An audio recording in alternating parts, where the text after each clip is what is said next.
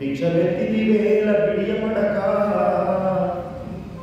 అడవిలో శబరి తీయని ఫలాలను దివ్య చేతులొత్తిది వేల సిగ్గుపడక వేట్కతో వేవేగ విధులింటికి ఏది వేట్కతో వేవేగ విధులింటికి ఏది బిందు గొంటి వదే వెలతి పడక అటుకులల్పమును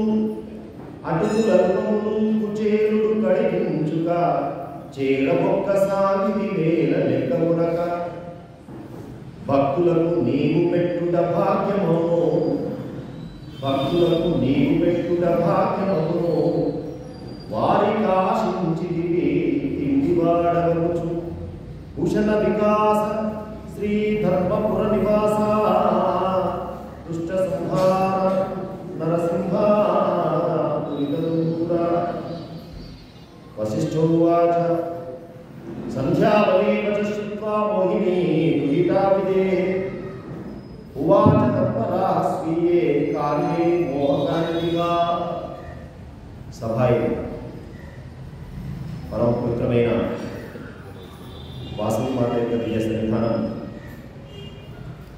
జగద్గురు సార్వభౌములు శృంగగిరి శారదా పీఠాధీశ్వరుడు శ్రీ శ్రీ శ్రీ భారతీతీర్థ మహాసన్నిధానం వారు శ్రీ జగద్గురువులు అనంత శ్రీ విభూషితులు శ్రీ శ్రీ శ్రీ విధుశేఖర భారతి సన్నిధానం వారి యొక్క దివ్య ఆశీస్సులతో అస్మత్ గురువరేణులు బ్రహ్మశ్రీ మల్లాది చంద్రశేఖర శాస్త్రి గారి యొక్క పరిపూర్ణ అనుగ్రహంతో సనాతన ధర్మ ప్రచార సమితి కోర్టుల వారి యొక్క ఆధ్వర్యంలో పరమ భాగవతమైనటువంటి మీ అందరి యొక్క ఆమోద సౌజన్య సహకారాలతో ప్రత్యేకంగా ఈ పురాణానికి సంబంధించిన జ్ఞానయజ్ఞ కమిటీ వారి యొక్క ప్రత్యేక ప్రోత్సాహంతో ఈశ్వర ఆజ్ఞతో ఈశ్వర ప్రేరణతో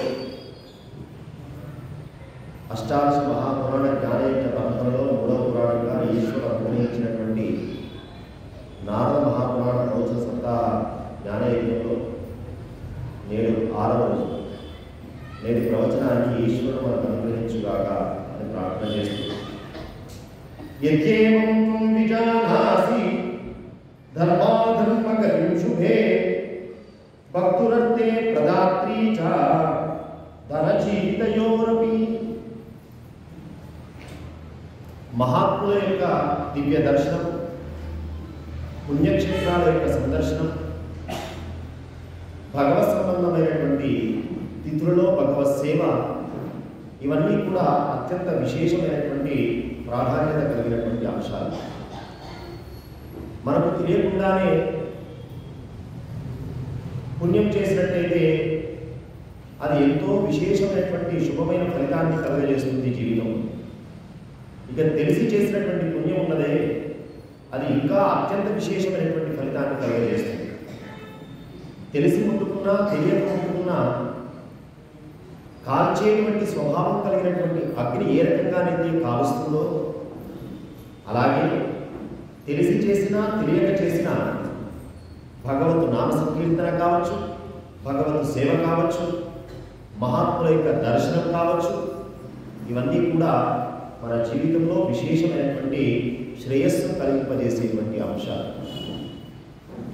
ఇలాంటి శ్రేయస్సును కలిగింపజేసే అంశాలు దొరకాలన్నా కానీ పూర్వజన్మ పుణ్య బలం ఉంటే తప్ప అలాంటి అవకాశాలు అందరికీ దొరకవు. అలాంటిది మన పూర్వజన్మ సుకృతం.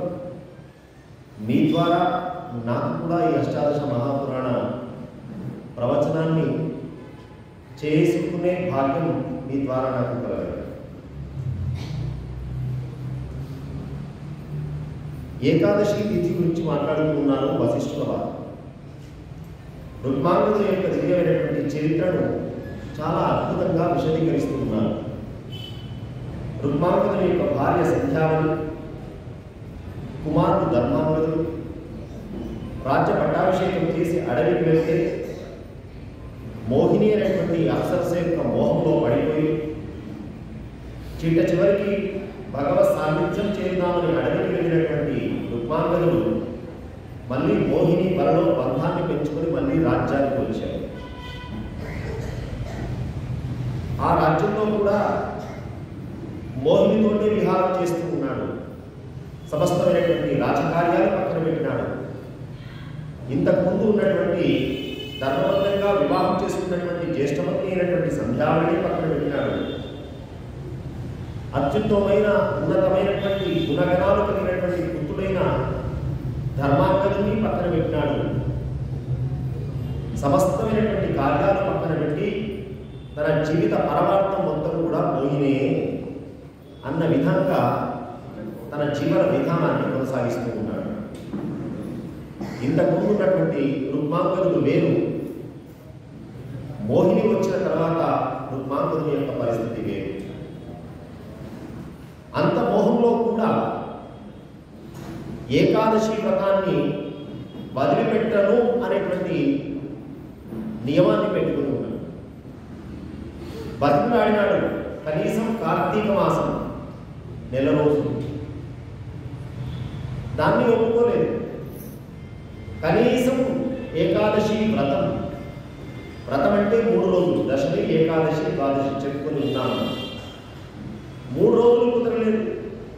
కనీసం ఏకాదశి నాడు నిరాహారంగా భగవత్ నామంతో భగవత్ సేవలో ఉంటే అది అత్యంత విశేషమైనటువంటి పుణ్యమని చెప్పి నేను చిన్నప్పటి నుంచి ఉన్నటువంటి నా తల్లిదండ్రులు కూడా నాకు చూపించినటువంటి మార్గం దాన్ని వదిలిపెట్టను అని చెప్పి నిర్ణయించుకున్నాడు. అట్లాగైతే నన్ను వదిలిపెట్టు, నువ్వు ఏకాదశి ఆచరిస్తా అనుకుంటే నన్ను వదిలిపెట్టు అని చెప్పి భీష్మించుకొని కూర్చున్నది మోహిని అప్సరస. బ్రహ్మగారు పంపించింది, దేవతలంతా పంపించినటువంటి ప్రణాళిక ప్రకారమే ఆవిడ నటిస్తూ ఉన్నది, మాట్లాడుతూ ఉన్నది. చివరికి ధర్మాంగదుడు సంధ్యావళి ఇద్దరు కలగజేసుకుని మోహినీదేవి ఎట్లాగైనా ఒప్పించి రుక్మాంగదుడు చేసిన ఏకాదశి వ్రతము భంగం కాకుండా చేసినట్టుగా భార్య జ్యేష్ఠపత్ని సంధ్యావళి ప్రయత్నం చేస్తూ ఉన్నది. అమ్మా, చిన్నదానివైనా నా ఇంటికి నా తర్వాత వచ్చిన దానివైనా స్థానం ప్రకారము చిన్నదానివే, వయస్సు ప్రకారము చిన్నదానివే, అయినా నీ పాదాలు పట్టుకొని బతికిలాడుతున్నాను. మహారాజుని ఇబ్బంది పెట్టాడు. ఒక్క ఏకాదశి నియమానికి నువ్వు ఒప్పుకో, నువ్వు చేయకున్నా పర్వాలేదు. ఇంతకుముందే కార్తీక మాసం చేస్తా అంటే నువ్వు కాదు సంధ్యావళితో చేయించు అన్నది. ఆవిడ చేస్తూనే ఉన్నది కార్తీక మాసం. ఈ ఒక్క ఏకాదశిగా మహారాజుని ఉండేటట్టుగా ఇబ్బంది పెట్టకు అని చెప్పి ఒక అద్భుతమైనటువంటి కథను కూడా నిన్న ఉపదేశం చేసింది. కాష్టీల వృత్తాంతం అంటే ఒక కర్రలో పడ్డటువంటి పురుగు ఆవిడ నీళ్లు చల్లితే ఒక స్త్రీగా మారిపోతే, అమ్మ పురుగుగా ఉన్నటువంటి నీవు స్త్రీగా మారినావు, నీ కథ ఏంటి అంటే ఆవిడ కథంతా చెప్పింది. కాబట్టి భార్యాభర్తల బంధం ఎట్లా ఉండాలి? భర్త ఏదైనా దుర్మార్గం చేస్తే సరిదిద్దేటువంటి పాత్ర భార్యదే. భర్త దుర్మార్గం చేస్తే చంపించేసింది. ఆ కథ చెప్పిన అర్థం ఏమిటి? భర్త ధర్మబద్ధంగా తను వివాహం చేసుకుని ఇంకో స్త్రీ మీద కామం పెట్టుకొని ఉంటే, ఇంకో స్త్రీ యొక్క జీవితాన్ని పాడు చేస్తాను ఉంటే ఆ భర్తను దూరం చేసుకున్నది. కాబట్టి కుటుంబంలోకి వచ్చిన తర్వాత భర్తను భార్యను భర్త సవరించుకొని వెళ్ళాల్సిందే కదా. కొంతమంది పూర్వజన్మ పుణ్యమో పాపమో, మంచివాడు దొరకవచ్చు, మంచి అమ్మాయి దొరకవచ్చు, చెప్పలేము. పూర్వజన్మ సుకృతం వల్లనే కదా భార్య పుత్ర ఇవన్నీ సంక్రమించేటువంటి. చెడు మార్గంలో వెళ్తే శిక్షణ ఇచ్చైనా మళ్ళీ మంచి మార్గంలో పెట్టుకోవాల్సిన బాధ్యత భార్యకి ఎట్లా ఉందో, అలాగే ఆయన ధర్మం ఏదైనా చేద్దామంటే కూడా ఆయన పక్కన నిలబడి ప్రేరణ చేయాల్సిన బాధ్యత కూడా భార్యదే. ఆ రకంగా ఉండాలి వ్యవహారం. అంటే చూడండి, ఇక్కడ ఒక చక్కనైనటువంటి ఒక అంతరార్థమైనటువంటి మాట మనకు స్పష్టంగా కనబడుతుంది. భర్త దుర్మార్గుడైనా కానీ ఆయన దుర్మార్గాన్ని ప్రేరణ చేయమని చెప్పడం లేదు ఇక్కడ. భర్త దుర్మార్గుడైతే ఆయనను ఏ రకంగా అయినా సరిదిద్దుకొని సాంసారికమైన జీవనంలో వెళ్ళిపోవాలి, కానీ నీకు నాకు సంబంధం లేదు అనేటట్టుగా వ్యవహారం చేయకూడదు.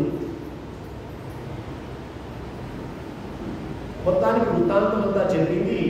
ఈ వృత్తాంతం ద్వారా మనం తెలుసుకోవాల్సిన అంశాలు ఉన్నాయి అని చెప్పి కూడా నర్మ గర్భంగా ఆ కథను చెప్పి ప్రేరణ చేసింది. అంతా విన్నది. మన పురాణ కథలాగానే ఉంటుంది. ఎన్నో మంచి మాటలు చెప్పుకుంటాం, ఈ పాటికే ఎన్నో మన జీవితంలో మార్పులు జరగాలి. ఆవిడ కూడా అంతా విన్నది. సరే, బాగానే చెప్పావు, అందంగా చెప్పావు, భర్త గురించి చెప్పావు, భార్య గురించి చెప్పావు. అయితే ఒక పని చేయవు, ఆయన యొక్క ఏకాదశి వ్రతానికి నేను ఎట్టి పరిస్థితుల్లో అడ్డురాను. సంతోషం. కానీ ఒక పని చేయాలి. ఏమిటా పని? జ్యేష్ఠుడైనటువంటి ధర్మాంగదుడి యొక్క శిరస్సును ఖండించి నా ముందర పెట్టాడు. భర్త దొరికినాను, ఏకాదశి దొరికినాను. ఆ పని చేసి పెట్టాడు. ఆ మాట వినగానే తదహం యాచయే విత్తం జీవితాదధికం శుభే దేహి పుత్ర శిరోమహ్యం యదిష్టం హృదయాదధికం. స్వామి యొక్క ఏకాదశి వ్రతం భంగం కాకుండా ఉండాలంటే జ్యేష్ఠుడైనటువంటి ధర్మాంగదుని శిరస్సు నాకు అర్పణ చేయండి. ఆ మాటలు వినగానే గరిగడ వలిగిపోయింది. కన్నటువంటి ప్రాణం కదా. ఆవిడేం కదండి, మొన్న వచ్చింది ఇంటికి. 9 నెలలు గర్భాన్ని మోసి ఇంత వాడిగా చేసి ఏ తల్లి హృదయం ఉంటుంది? అసలు వాస్తవంగా ఒక కొడుకు ఒక పిల్లవాడిని చంపు అనడం కూడా మాతృ హృదయం అవుతుందా? అంటే ఇది ఒక పరీక్షా కాలం. కుటుంబం మొత్తానికి ఒక పరీక్షనే, ఇది ఒక ధర్మాంగదుడికి కాదు. ఇది ధర్మ విషయంగా ఈ కుటుంబం ఎట్లా నిలబడుతుందో ప్రపంచానికి చూపించడానికి ఈ ప్రయత్నం జరుగుతున్నట్టుగా కనబడుతున్నది. చిత్వా శీఘ్రం పాదయతు మమోత్సంగే సులోచనే. ఈ కొడుకును చంపి తీసుకుందిగా. చెప్పడం ఎంత సులభంగా చెప్తున్నదండి, చేయడం అంత సులభమా? ధ్రువస్య పరదాత్రే చ పృథవే భూరి కర్మనే యజ్ఞాయ ధృత కర్మాయ సనకాది స్వరూపిణే. అమ్మా, నువ్వు నా కొడుకును చంపమని అడుగుతున్నావు కదా, నీకు ఒక విషయం చెప్తానమ్మా. కన్న ప్రాణం వాస్తవంగా నేను ఆ మాట మాట్లాడకూడదు. అయినా సందర్భం వచ్చింది కాబట్టి, సన్నివేశం వచ్చింది కాబట్టి నా కొడుకు కూడా త్యాగం చేసుకోవడానికి నాకు ఇబ్బంది లేదమ్మా. కన్నీళ్ళ పర్యంతమై ఆ తల్లి నా కొడుకు కూడా చంపుకోవడానికి పూర్వము విరోచనమైనటువంటి పుణ్యాత్ముడు ప్రహ్లాదుడి యొక్క కొడుకు ద్వాదశి వ్రతాన్ని, ఏకాదశి నియమాన్ని చక్కగా ఆచరిస్తూ ఉంటే పరీక్ష చేయడానికి శ్రీ మహావిష్ణువు వచ్చి ఏం కావాలి అంటే, నీ ఆయుష్ కావాలంటే 2 భార్యాభర్తలు విశాలాక్షి విరోచనులు ఇద్దరు కూడా తమ ఆయుష్ ఇచ్చారమ్మా. అంత గొప్పది ద్వాదశి వ్రతం. అవసరమైతే ప్రాణాన్నైనా వదిలిపెట్టుకోవడానికి వెనకాడరు ధర్మాత్ములు, కానీ ద్వాదశి వ్రతాన్ని, ఏకాదశి నియమాన్ని మాత్రం వదిలిపెట్టరమ్మా. కాబట్టి నువ్వు అంటూ ఉన్నావు నా కొడుకు గురించి, తప్పకుండానమ్మా అని చెప్పి నా కొడుకు చెప్పి, భర్తకి చెప్పి, నా కొడుకు యొక్క శిరస్సుని ముందు పెడతాను అని అక్కడి నుంచి భర్త దగ్గరికి వెళ్ళి రుక్మాంగదుడి దగ్గరికి సంధ్యావళి భర్తతో అంటున్నది. తా ఆపత్యపి భూపాలా ధన్యాయాస చకారికా. స్వామి, చాలా చెప్పాను, అనేక ధర్మ విషయాలు చెప్పాను, అని ఆవిడ మనస్సు మారలేదు. ఆవిడ తాను అనుకున్నట్టుగానే మీ చేత ఏకాదశి వ్రత భంగం చేద్దామనే ప్రయత్నమే జరుగుతున్నది. దానికి ప్రత్యామ్నాయం ఏదైనా ఉందా అంటే మన కొడుకును శిరస్సు కావాలి అని చెప్పి అడుగుతూ ఉన్నది. స్వామి, పితుష్యత గుణం స్నేహో. అప్పటికే కన్నీరు పెట్టుకుంటున్నాడు ఈ మాట వినేసరికి రుక్మాంగదుడు. ఏకాదశ కొడుక. పితుష్యత గుణ స్నేహో మాతు పుత్రే ప్రవర్తతే. ఏదైనా సన్నివేశం వచ్చి తండ్రి ఆ రకంగా కొంచెం ధైర్యంగానైనా కటుగానైనా కొడుకునైనా కొడుకునైనా ఇస్తానని ఒక మాట, కొడుకుని దాసుగానే చేస్తా, కొడుకుని పందెంగానే పెడతా అనే మాట మాట్లాడవచ్చు. కానీ తల్లి నోటికుండా ఆ తల్లి అంటున్నది, పితుశ్శతగుణ స్నేహో మాతృపుత్రే ప్రవర్తతే స్నేహాదిత్యం సంప్రేక్ష మాతరం మహదేవి. స్వామి, ఈ సన్నివేశంలో మీరు ఆలోచించాల్సిన అవసరం లేదు, ఇంకా మీనవేషాలు విచారించాల్సిన అవసరం లేదు, ఇంకా ఆమెను బతిలాడి ఏదో చర్చిద్దాం, ఇవన్నీ అవసరమే లేదు. కొడుకును చంపడానికి నేను తండ్రి కంటే తల్లికి కొడుకు మీద 100 రెట్ల ప్రేమ ఎక్కువ ఉంటుంది అని చెప్పి శాస్త్రం. బాగా ఆలోచిస్తే పురుషుడి కంటే ప్రేమలో స్త్రీలదే ఎక్కువ పాత్ర. పురుషుడైనా కొంచెం కోపం వస్తే మళ్ళీ నా ఇంటి గడపదొక్కగా అంటాడు, అంత కటువుగా ఉండగలడు జీవితంలో. కానీ స్త్రీ ఉండలేదు, తల్లి ఉండలేదు. గొడవ పడ్డా మళ్ళీ సాయంత్రానికి 5 గంటలకు ఫోన్ వస్తుంది, ఎవరా ఎక్కడ ఉన్నావో ఏంటి. వీడు జీవితాంతం ఫోన్ చేయాలంటే చేయలేడు, నెంబరే తీసుకొస్తాడు. అంత కఠినంగా ఉండగలడు పురుషుడు.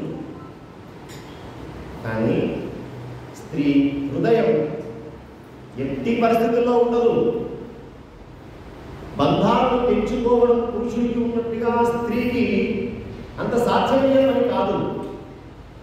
ఎందుకంటే మోసింది ఆవిడ, ఇంకేం తెలుసు నొప్పుల బాధ, అంతే కదా. అందుకే నేనే చెబుతున్నాను స్వామి, నేనే చెబుతున్నాను. లోపల ఉన్నది, బాధ ఉన్నది, దుఃఖం ఉన్నది, ఏడుపు వస్తున్నది. స్వామి, తా ఆపత్యమి భూపాలా ధన్యాయ సత్యకారిణా. స్వామి, నాకు అనిపిస్తూ ఉంటుంది ఆపదలు కష్టాలు కూడా అప్పుడప్పుడు మనం ఏంటో తెలుసుకోవడానికి వస్తాయేమో. నిజమే కదండి, ఇంత మంచి మాట చెప్తున్నాను. కష్టం వస్తే కదా, ఆపద వస్తే కదా మనం ఏంటో తెలిసేది. ఒక విద్యార్థికి పరీక్ష పెట్టినప్పుడే వాడు ఏం చదువుతున్నాడో తెలుస్తుంది. ఇక పరీక్ష లేవు, నీకు పాస్ అని ప్రమోషన్ చేస్తే వాడు చదువు ఎక్కడ ఉన్నదో ఎవరు తెలియాలి. రేపు ఫ్యూచర్లో వాడు ఏం తయారవుతాడో ఎవరు తెలుస్తుంది. ఎప్పటికక్కడ ఎక్కడికక్కడ స్క్రీనింగ్ చేస్తూ ఉంటేనే కదా వాడిలో లోటుపాట్లు ఏంటో బయటపడేవి. రిపేర్ చేయడానికి, మనకి ఇంకా సన్మార్గం బోధించడానికి. జీవితంలో కూడా ఎప్పుడు సుఖాలే ఉండాలి, ఎప్పుడు సుఖాలే ఉండాలంటే నీకు భగవంతుడు అనేవాడు ఒక బుద్ధి ఇచ్చాడు. ఆ బుద్ధి ఏ రకంగా పనిచేస్తున్నది అనేది తెలుసుకోవాలంటే అప్పుడప్పుడు కష్టాలు వచ్చినప్పుడే కదా మనం ఏంటో తెలిసేది, మనకు మనం తెలుసుకోవడానికి. కాబట్టి అప్పుడప్పుడు కష్టాలను కూడా ఇన్వైట్ చేయడం మంచిదే. ఇంకో మాట ఉన్నదండి కుంతీదేవి భాగవతంలో, స్వామి నా మీద ప్రేమ ఉంటే నాకు కష్టాలే వచ్చేట్టు ఏవయ్యా. ఎవరైనా భగవంతుడు మొక్కుకుంటే అయ్యా నాకు కష్టాలు రావాలని ఎవరు మొక్కరు, ఉన్న కష్టాలు పోవాలని భగవంతుడు పట్టుకుంటాం. కానీ ఆ తల్లి ప్రార్థన చేసి, కృష్ణ ప్రార్థన చేసి, విపదస్సంతు నశ్యశ్వతు, మాకెప్పుడు కష్టాలు వచ్చేటట్టు ఏవయ్యా అన్నది. ఎందుకమ్మా అట్లా మాట్లాడుతున్నావు? ఎందుకంటే స్వామి, కొన్ని శరీరాలు కష్టాలు వస్తాయి కానీ భగవంతుని గుర్తుపెట్టుకోలేవయ్యా. కొన్ని బాడీలు మంచిగా ఉన్నప్పుడే కూడా గుర్తున్నాడు, కొన్ని శరీరాలు కష్టం వచ్చినప్పుడే అయ్యో దేవుడా దేవుడా దేవుడా, అంతే కదా. నవగ్రహాలలో శని పాపపు గ్రహం అని చెప్పి శాస్త్రం ప్రకారం చెప్తారు. శని కానీ నిజంగా చెప్పాలంటే శని అంత గొప్పవాడు ఇంకొకడు లేడు. శని అంత గొప్పవాడు ఇంకొకడు లేడు. కారణం ఆ శని బాధ కన్నా పక్కన ఉన్న దేవాలయానికి ఇంతకు వరకు పోనివాడు పోయి 11 ప్రదక్షిణాలు చేస్తున్నాడు. ఆ శని బాధ కన్నా ఎప్పుడో లోపల ఎవరో అధికారించినటువంటి హనుమాన్ చాలీసా పుస్తకం తీసి రోజు అవుతున్నాడు. అంటే ఇండైరెక్ట్ గా శని నీకు పుణ్యాన్ని ప్రేరణ చేస్తున్నాడా లేదా? ఇండైరెక్ట్ గా పుణ్య బలాన్ని నీకు పెంచుతున్నాడా లేదా? మరి పాపగ్రహం ఎట్లా అవుతుంది శని అంటే? అప్పుడప్పుడు కష్టాలు కూడా, అప్పుడప్పుడు ఆపదలు కూడా మన పుణ్యబలాన్ని పెంచడానికే. ఆ మాటే మాట్లాడుతున్నది ఆపత్యపి భూపాలా ధన్యాజా సత్యకారిణా. మన సత్యాన్ని మన ధర్మాన్ని పరీక్ష చేసుకోవడం కోసమే పరీక్షలు వస్తుంటాయి. నీ దగ్గర ఎంత సత్యం ఉంది, నీ దగ్గర ఎంత ధర్మాచరణ ఉంది తెలుసుకోవడానికే వస్తుంటాయి ఆపదలు. అప్పుడే నిలబడాలి, కానీ అప్పుడే మనం సైడ్ ట్రాక్ వెళ్ళాలి. అంతే కదా. ఇంకేదైనా షార్ట్ కట్ ఉందా అని ఎదుర్కొంటాడు జీవుడు. అంటే ఇంకా ఆధారం ఏమో పెరిగిపోతుంది. చూస్తూ ఉన్నది ఆ తల్లి, ఏడుస్తూ ఉన్నారు. అప్పుడు అంటున్నాడు, రుక్మాంగదుడు అంటున్నాడు ఏడుస్తూ, పగతో మంతతం శైలం ప్రాప్త మోహినీమయా ధర్మాంగద వినాశాయ దేవికార ప్రియాత్రియం ఘాతయిత్వా సుతం లోకే కాగతిం మే భవిష్యతి. పుత్రవంతున్నై లోకంలో పెళ్లి చేసుకున్న తర్వాత కొడుకు పుట్టలేదు, అయ్యో వంశోద్ధారకుడు లేడని బాధపడేవాడు ఉంటాడు.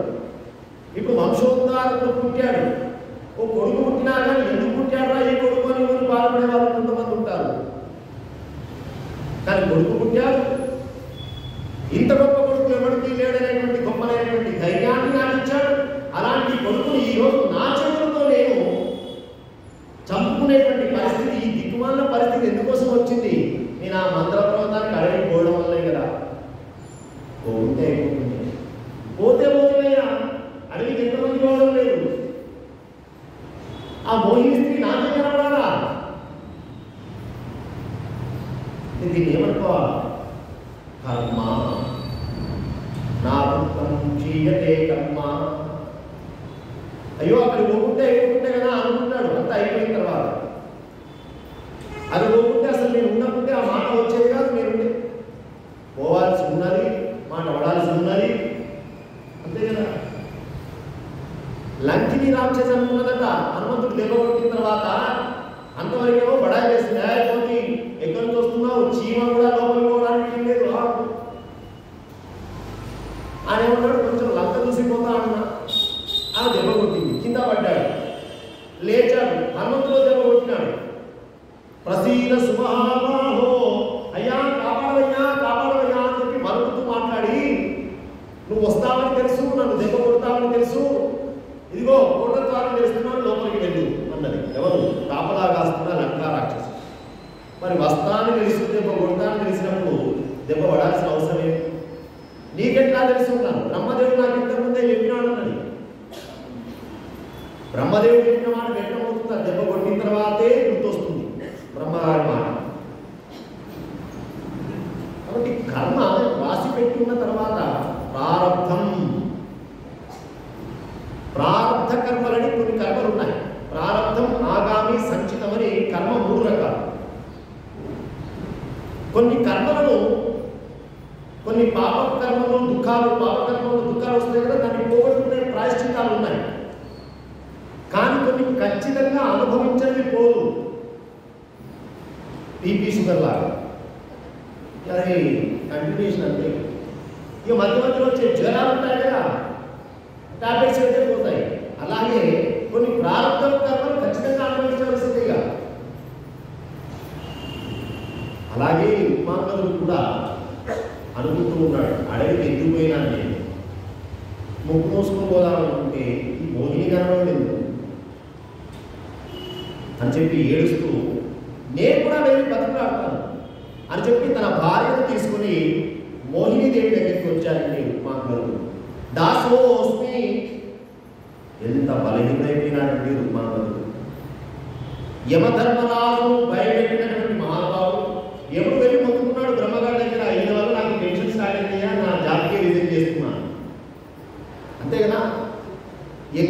ఎక్కడి చరిత్ర చూడండి. ఇప్పుడు వెళ్ళి ఆ మోహిని దగ్గరికి వెళ్ళి 2 చేతులు పట్టుకొని దాసోస్మి, నేను నీకు దాసునైపోయినాను, నువ్వు ఏం చెప్తే వింటాను. రుచోస్మి, నీ సేవకుని నేను. ప్రసాదం కురు మే దేవి పుత్ర భిక్షాం ప్రయచ్చమే. ఏ తండ్రికైనా ఇటువంటి పరిస్థితి రావడం ఇంత దారుణం. తన కొడుకు పైన సర్వాధికారాలు కలిగినవాడు. అట్లాంటి తండ్రి ఒక సామాన్యమైన స్త్రీ దగ్గరికి వెళ్ళి పుత్రభిక్ష పెట్టు, నాకు పుత్రభిక్ష పెట్టు. దీనికి అంతటికీ కారణం ఏంటండి? మోహం.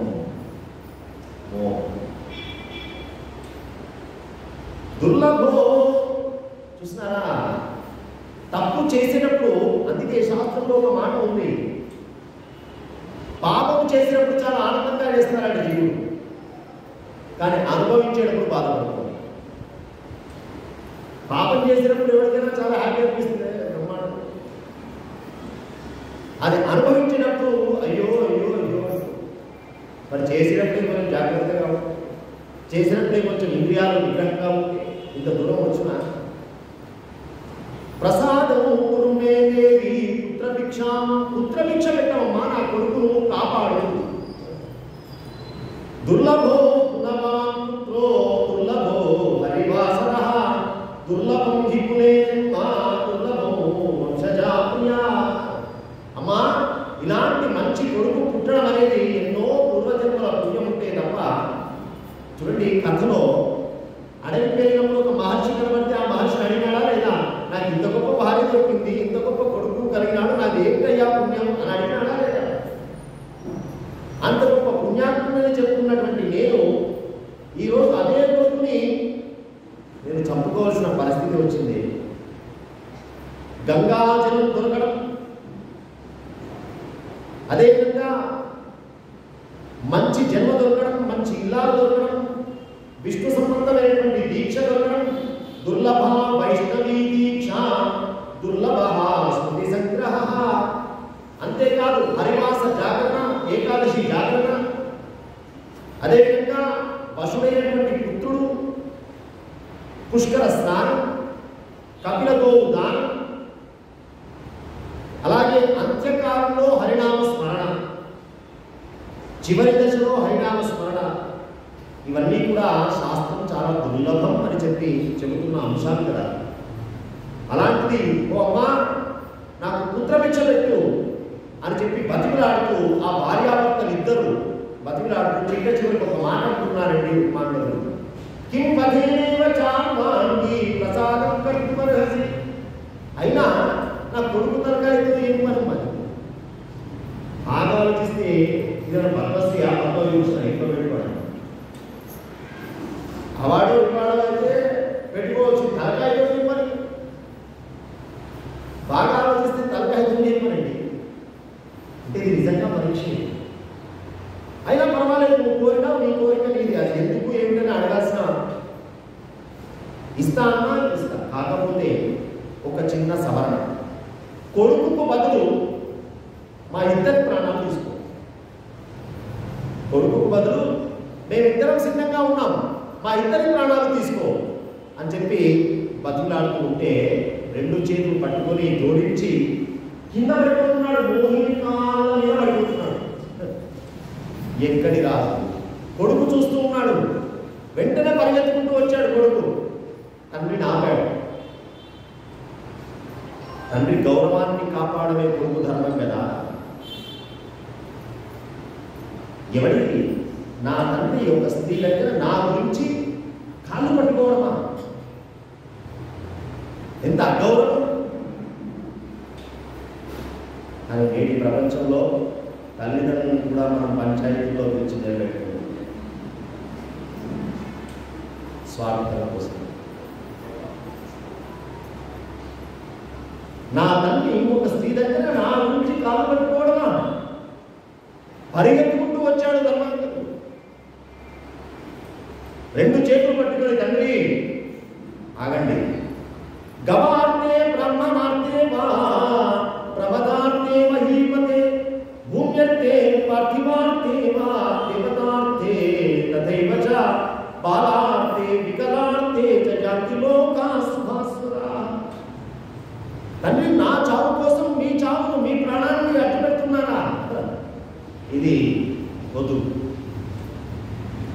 ఎప్పుడైనా పోయేదే ప్రాణం. క్షత్రియుడిగా పుట్టిన తర్వాత ప్రాణాల మీద తీపి పెట్టుకొని ఉండడం అనేది ఉంటుందా?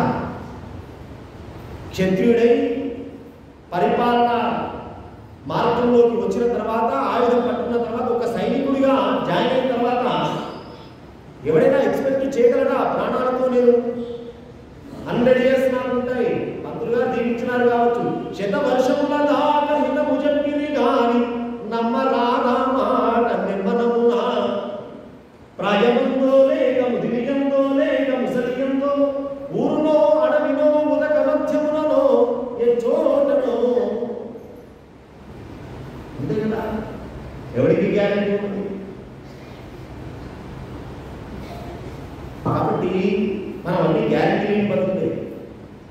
వస్తువులకు అడుగుతాం, గ్యారెంటీ ఉన్నదా, గ్యారెంటీ ఉన్నదా, గ్యారెంటీ ఉన్నదా. ఎందుకు గ్యారెంటీ ఉన్నదంటే మనం కొంచెం ధైర్యంగా ఉంటాం ఇంతగా. మరి గ్యారెంటీ లేని వారికి ఇంకెట్లా ఉండాలండి? ఆలోచన చేస్తే గ్యారెంటీ లేని బతుకులు మనకి, వారంటీ లేని బతుకులు. ఎంతకాలమో తెలియదు, ఎప్పుడో తెలియదు, ఎక్కడో తెలియదు. ఇంత ఉన్నా మరణమే నిశ్చయము. కొన్ని అదేమన్నా నాకుండా ఉన్నా వచ్చేదే. బుద్ధిమంతుడైన, అందుకే బుద్ధిమంతుడు కాలం ఉన్నంతలో మేము తెలియవలదు. కాలం ఉన్నంతలో, ఉన్న టైం మనదిరా, ఉన్న టైం మనది. సంపాదించుకోవడానికి, ఏం సంపాదించుకోవడానికి? రెండు రకాలుగా అర్థం చేసుకోవచ్చు. ఉన్న టైం మనది, ఉన్నప్పుడు మంచిగా వేసుకోవాలని అనుకునేవాడు. ఉన్న టైం మనది కాబట్టి ధర్మం గురించి సంపాదన చేసుకోవాలని అనుకునేవాడు ఒకడు ఉంటాడు. ఇక్కడ అకౌంట్ ఓపెన్ చేసేవాడు ఒకడు ఉంటాడు, అక్కడ అకౌంట్ ఓపెన్ చేసుకునేవాడు ఒకడు ఉంటాడు. ధర్మాన్ని అడుగుతున్నాడు, తండ్రి ధర్మరక్షణ కోసం పితురత్తే, తల్లిదండ్రుల కోసం, గవాతే గో సంరక్షణ కోసం, గోవుల కోసం, బ్రాహ్మణాత్తేవా బ్రాహ్మణుడి కోసం. బ్రాహ్మణుడు అంటే జాతి కోసమే కాదు సుమా. ఒక బ్రాహ్మణుడు లేకుంటే వేదం లేదు, వేద అధ్యయనం లేదు. వేదం లేకుంటే భగవంతుని యొక్క అస్తిత్వమే లేదు, సనాతన ధర్మమే లేదు.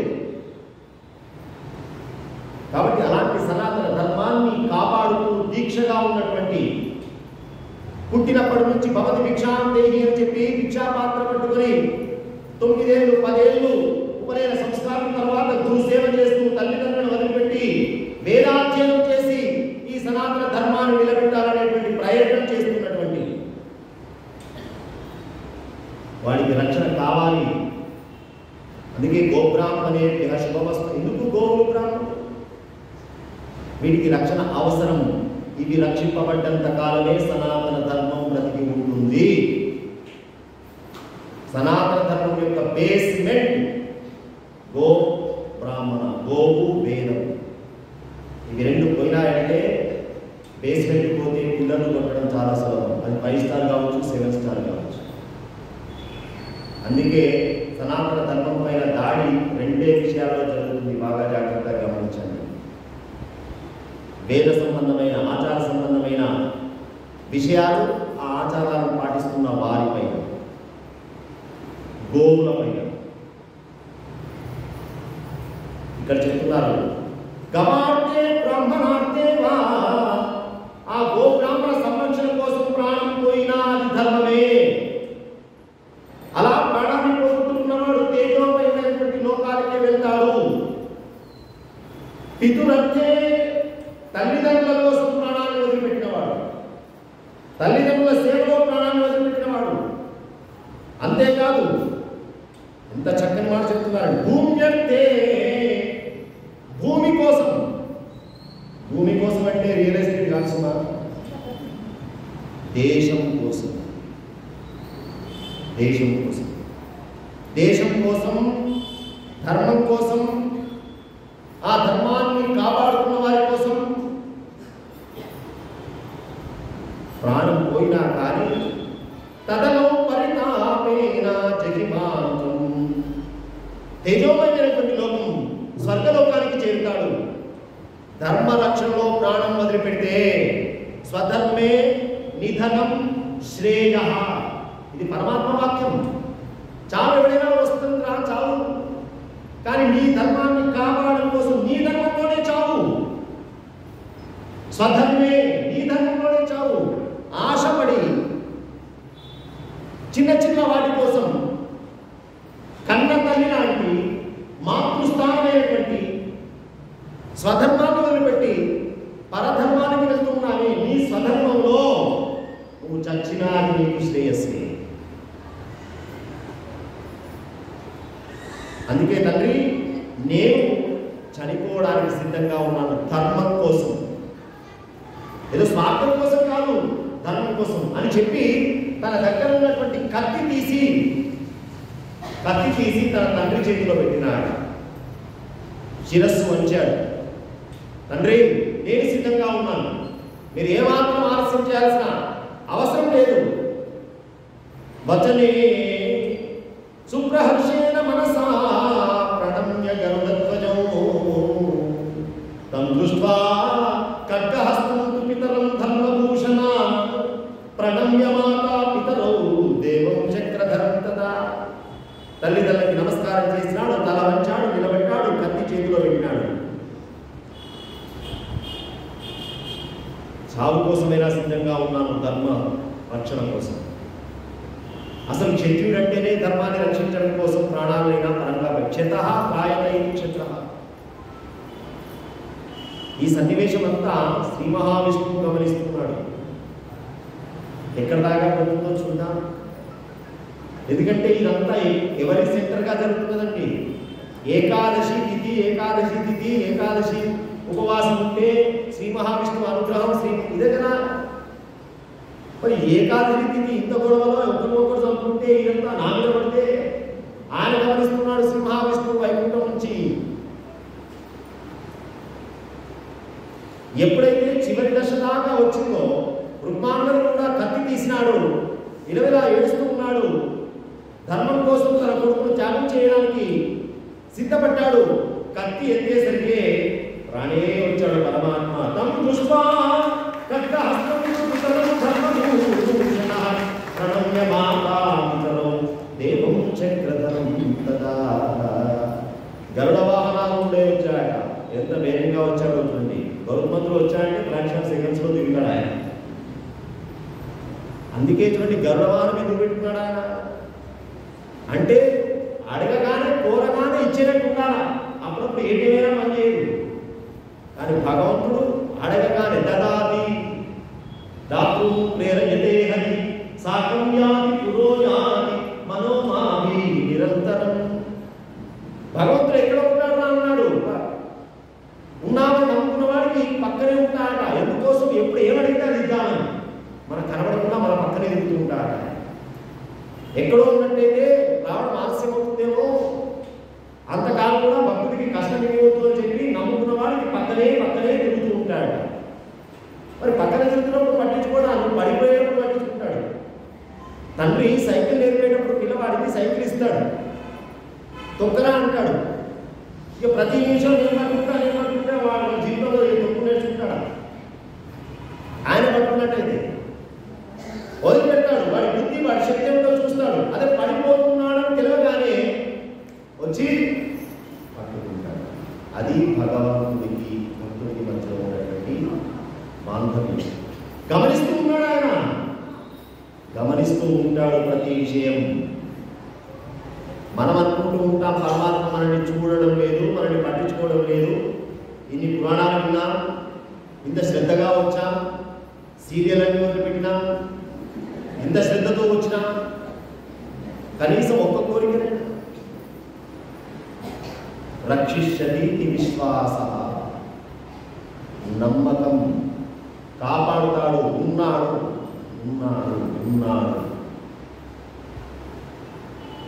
ఐదేళ్ల పిల్లవాడు ఉన్నాడు ఎక్కడంటే అక్కడ ఉన్నాడు. నీకు ఎక్కడ కావాలి? ఆయన కోరుకున్నాడు స్తంభంలో పెట్టమని. ఆయన కోరుకున్నది స్తంభంలో, కానీ ప్రహ్లాద దృష్టిలో సర్వం విష్ణుమయం జగత్తు అంతగా ఉన్నాడు ఆయన. పరమాత్మ దిగలేని పితృభక్త్యానికేనైవ మాతృభక్త్యానికేన పదానే తనయస్య భూపార్షాకులే చారు సుధాంశునైకై. తన కోసం కుమారుని కూడా త్యాగం చేసి ఏకాదశి తిథి ధర్మం అని చెప్పి నిలబెట్టుకున్నటువంటి ఆ కుటుంబానికి వైకుంఠాన్ని ప్రసాదించాడు. తల్లిదండ్రుల యొక్క గౌరవాన్ని నిలబెట్టడం కోసం తన శరీరాన్ని త్యాగం చేద్దామనుకున్నటువంటి ధర్మాంతరునికి కూడా ఉత్తమమైనటువంటి స్థానం కల్పించాడు పరమాత్మ. చూడండి, ఒకతనేమో ధర్మం కోసం, ఇంకో అతనేమో తల్లిదండ్రులను సేవ చేయడమే, తల్లిదండ్రుల గౌరవాన్ని కాపాడమే ధర్మం అనుకున్నాడు.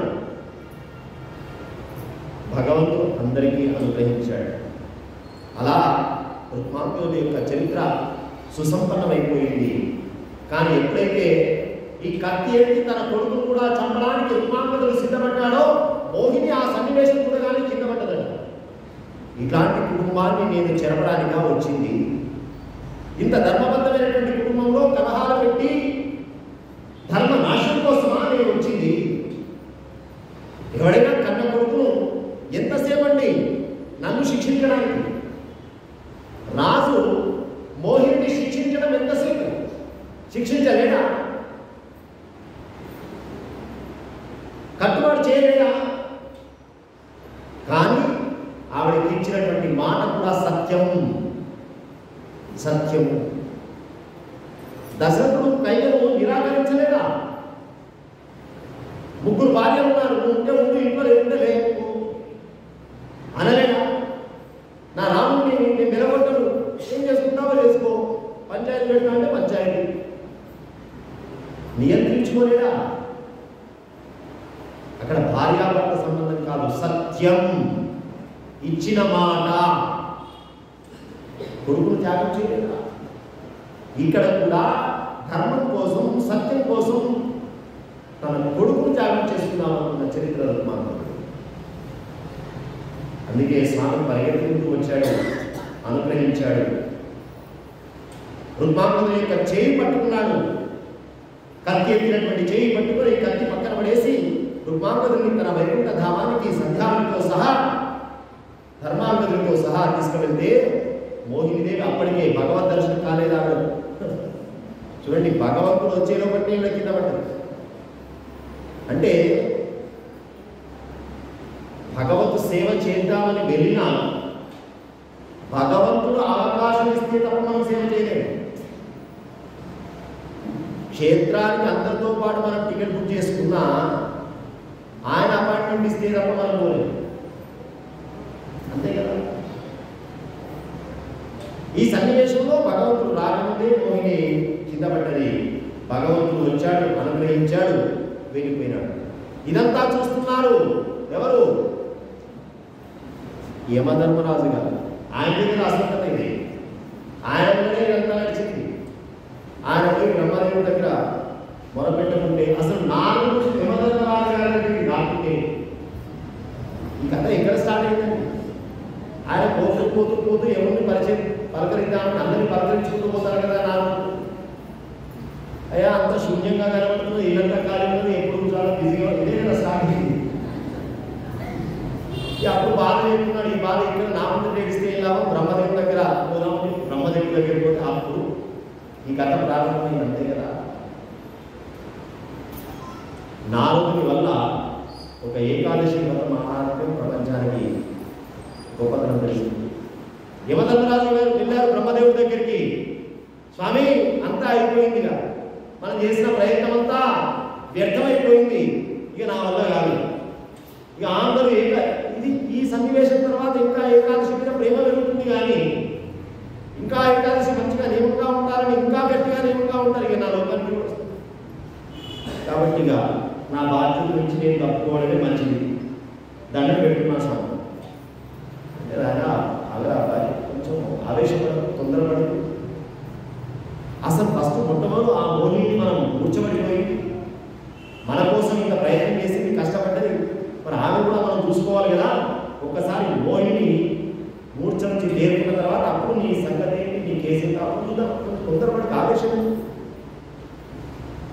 రిజైన్ చెప్పేది చేయండి, మన ఉద్యోగం వస్తుందా ఆలోచన చేయండి.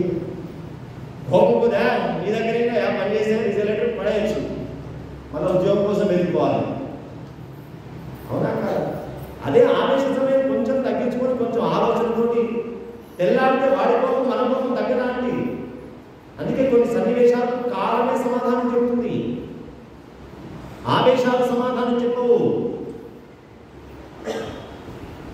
కొంచెం ఆగవయ్యా. అందరూ కలిసి బ్రహ్మాండ దేవతలంతా కలిసి మోహిని దగ్గరికి పోయినారు. ఎట్లా ఉన్నదయ్యా మోహిని అన్నారు.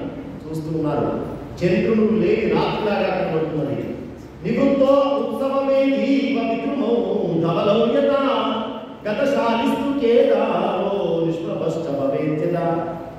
తేజోహీనురాలైనటువంటి ఆనందరహితురాలైనటువంటి చంద్రుడు లేనటువంటి రాత్రిలాగా, ఋత్వికులు లేనటువంటి యజ్ఞంలాగా, ఓడిపోయినటువంటి క్షత్రియుడిలాగా, ఉత్సవము ముగిసినటువంటి వేదికలాగా,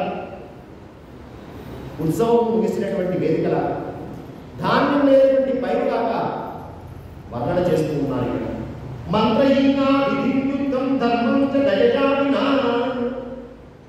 అసంస్కృత యథామాని మండితా చ యథాచమో. ధాన్యం లేని పైరులాగా, జలం లేని సరస్సులాగా, వెన్నతీసినటువంటి కప్పంలాగా, సంస్కారహీనమైనటువంటి వాక్యంలాగా, భగ్న క్రియ అయినటువంటి ఆపరేషన్ చేయలేనటువంటి సర్జరీ లాగా భాషలో చెప్పాలంటే,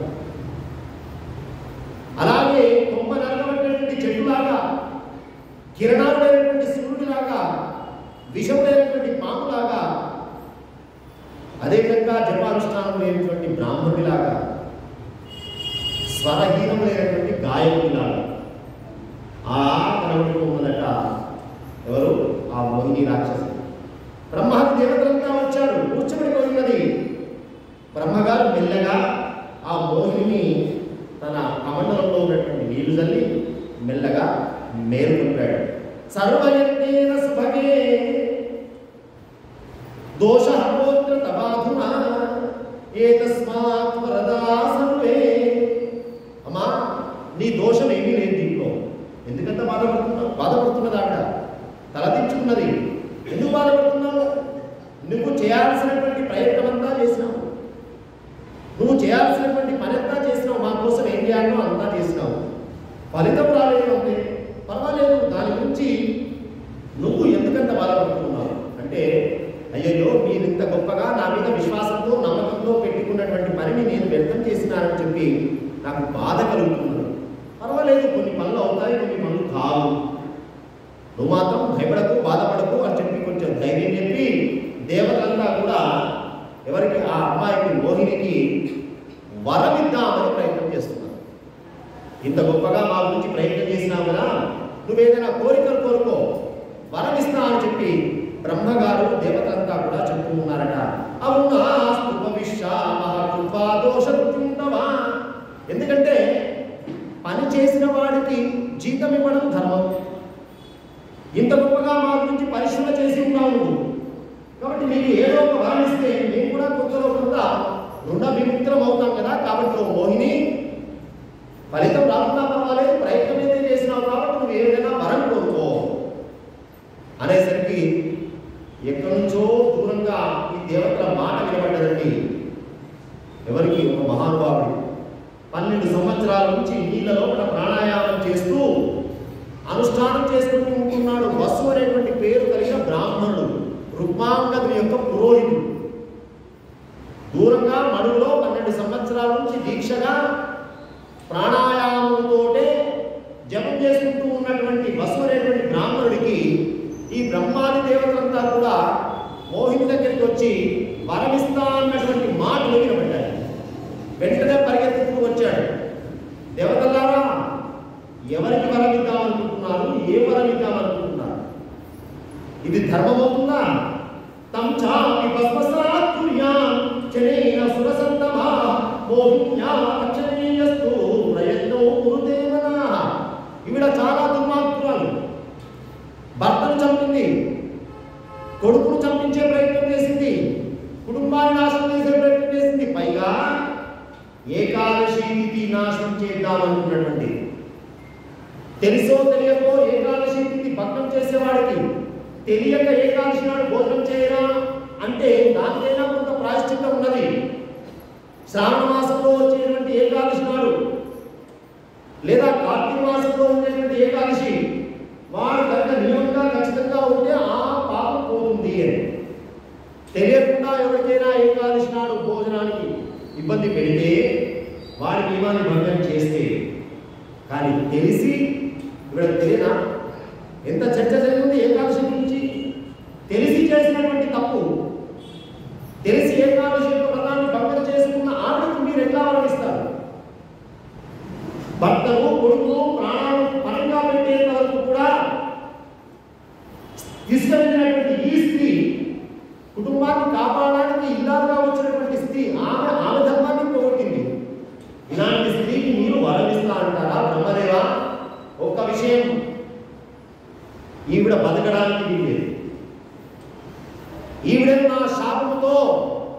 ఇంతకాలం 12 సంవత్సరాల నుంచి దీక్షగా ఉన్నటువంటి నా దీక్ష తపస్సు ఫలితంతో ఈమెను నేను భస్మం చేద్దామనుకుంటున్నాను. నీళ్ళు ఎత్తినాడు ఆయన కమండలంలోంచి. ఒకవేళ బ్రహ్మాది దేవతలారా ఈవిడ భస్మం కావడానికి మీరెవరైనా అడ్డు వస్తే మిమ్మల్ని భస్మం చేస్తారు. మీరెవరైనా అడ్డు వస్తే మిమ్మల్ని భస్మం చేస్తారు. అనడం ఏంటి?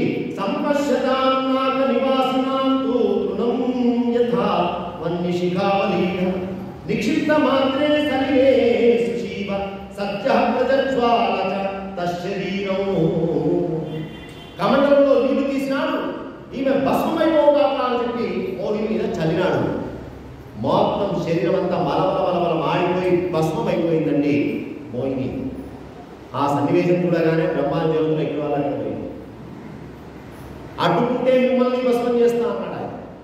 బ్రాహ్మణుడి యొక్క కోపాగ్ని భయానికి, బ్రాహ్మణుడి యొక్క శాప భయానికి బ్రహ్మాది దేవతలంతా వెళ్ళిపోయినారు.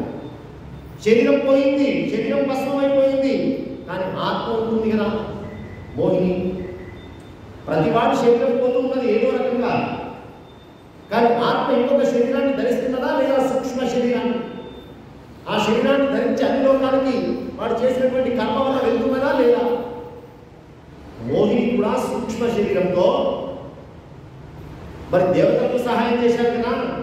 ఎవరైనా ఇంట్లో ఉంచుకుంటారేమో, వాళ్ళ పనే కదా చేసి పెట్టింది, వాళ్ళ కోసమే కదా ఇంత కష్టపడి ఆకర్షించి భస్మైపోయింది కూడా వాళ్ళ కోసమే. కాబట్టి ఎవరింట్లోనైనా కాస్త నివాసం ఉంచుకుంటారేమో అని చెప్పి ఒక్కొక్క లోకం తిరుగుతున్నది ఆవిడ. అన్ని లోకాల్లో మాకు సంబంధం లేదు, మాకు సంబంధం లేదు అని చెప్పారు. నిన్ను కనుక మేము ఆశ్రయించినట్లయితే, మమ్మల్ని కూడా బ్రాహ్మణుడు శపిస్తా అన్నాడు, నీకు నాకు సంబంధం లేదు. లోకంలో వ్యవహారాలన్నీ ఇట్లాగే ఉంటాయి. పని ఎంతమంటూ మంచిగా తిప్పుతాడు, ఏదైనా కొంచెం పని అడ్డేదంటే నీకు నేను ఎక్కడ పని చెప్పినాక అసలు నీకు నాకు సంబంధం ఏంటా?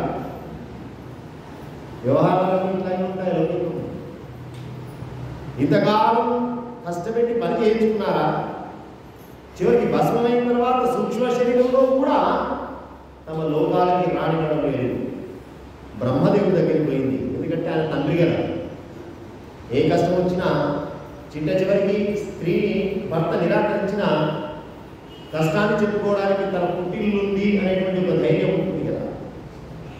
అలాగే బ్రహ్మదేవుడి దగ్గరికి పోయింది, తండ్రి నా కష్టం మీకు తెలుసు, ప్రత్యేకంగా చెప్పుకోవాల్సిన అవసరమే లేదు, ఇది నా పరిస్థితి, ఏం చేయాలి అంటే బాధపడ్డాడు పాపం బ్రహ్మదేవుడు. ఎందుకంటే నేను సృష్టించింది స్వార్థం కోసమే, నువ్వు చేసింది మా అందరి కోసమే. దేవతల స్వార్థం కోసమే పుట్టి దేవతల స్వార్థం కోసమే నువ్వు బలైపోయినావు. కాబట్టి నేను కాపాడుకోవాల్సిన బాధ్యత మా మీద ఉంది. కానీ ఆ బ్రాహ్మణుడు అందుకే దేవతల ఆనని పిలిచి బ్రాహ్మణుడి దగ్గరికి పోయినాడు. ఎవరి దగ్గరికి? కోపపడ్డాడు కదా, షాపు పెట్టాలి. ఆ బ్రాహ్మణుడి దగ్గరికి పోయినాడు. స్వామి వసోతాన నిబోధేదం యద్వీతావహం తవ చాస్య మహాభాగ సర్వలోకహితాయ చ. స్వామి అంత కోపం పనికిరాదు కదా బ్రాహ్మణుడికి. ఒక వ్యక్తి నశించాలి అనేంత కోపం బ్రాహ్మణుడికి పనికి వస్తుందంటారా? చూడండి, భస్మము చేద్దామని నీళ్ళు ఎత్తినప్పుడు ఉపదేశం చేయలేదని, కోపంలో ఉన్నప్పుడు ఉపదేశాలు పనికిరావు. అంతే కదండి. జ్వరం బాగా ఉన్నటువంటి సర్జరీ చేయండి. ఫస్ట్ ఉష్ణోగ్రత తగ్గాలి, టెంపరేచర్ తగ్గించాలి, తర్వాత సర్జరీ. అంతేనా? అట్లాగే కోపంలో ఉన్నవాడికి అదే టైంలో మనం కనుక అట్లా కాదు ఇట్లా కాదు నువ్వు చేసిన తప్ప అది ఇంకా కోపం పెరుగుతున్నాడు. అంతా అయిపోయిన తర్వాత ఇప్పుడు వచ్చి మెల్లగా కొంత ప్రశాంతమైన చిత్తం ఏర్పడ్డ తర్వాత చూడండి వ్యవహారంలో ఎన్ని నేర్పుతున్నారో వేస్తారు. బ్రాహ్మణుడి దగ్గరికి వచ్చి సావధానంగా కూర్చొని, స్వామి బ్రాహ్మణుడు అంటే లోకాన్ని క్షేమంగా ఉండాలని, అందరూ బాగుండాలని చెప్పి సర్వే జనాః సుఖినో భవంతు అని చెప్పి ఆశీర్వదించేటువంటి వాక్యం కలిగిన వాడు కదా. అట్లాంటిది మీరు ఆ నాశనం కోసం భస్మం కావాలని శిక్షించినారు. మీకు విషయం చెప్తున్నాను, ఇదంతా మా దోషమే, ఆవిడ తప్పేమీ లేదు. కాబట్టి మీ కోపాన్ని తగ్గించుకుని ఆవిడకు మళ్ళీ శరీరం వచ్చేటట్టుగా మేము ప్రయత్నం చేస్తాం. బ్రహ్మదేవుడు కదా, ఆయన ఉంటాయి కదా, నేను ప్రయత్నం చేస్తాను. కానీ మీరు కొంచెం అంగీకరించాలి, ఎందుకంటే మిమ్మల్ని వసూలు చేస్తారు కదా. కాబట్టి మీరు కొంత అంగీకరిస్తే ఆవిడకు మళ్ళీ శరీరం వచ్చి కొంచెం ఆగండి అంటే ఆయన అన్నాడు, నాకు కూడా కొంత అర్థమైపోయింది మీరు చెప్పిన తర్వాత.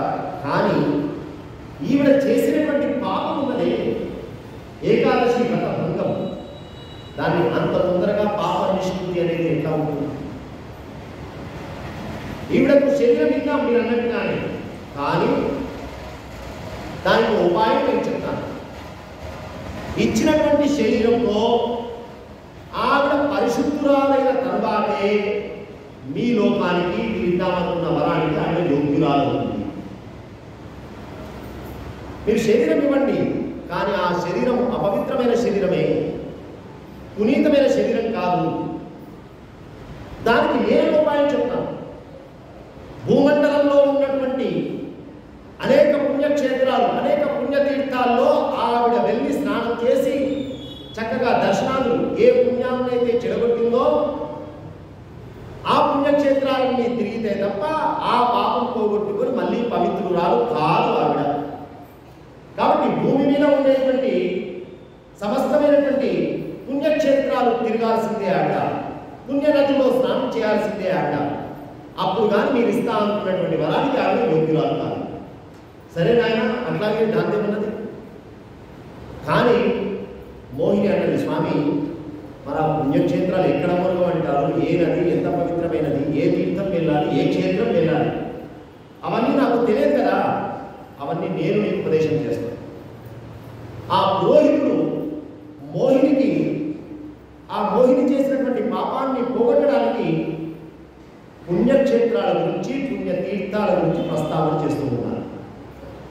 బ్రహ్మాది దేవతలు వెళ్ళిపోయినారు. ఇక్కడ వసువు అనే బ్రాహ్మణుడికి మోహినికి మధ్యలో సంవాదం జరుగుతున్నది.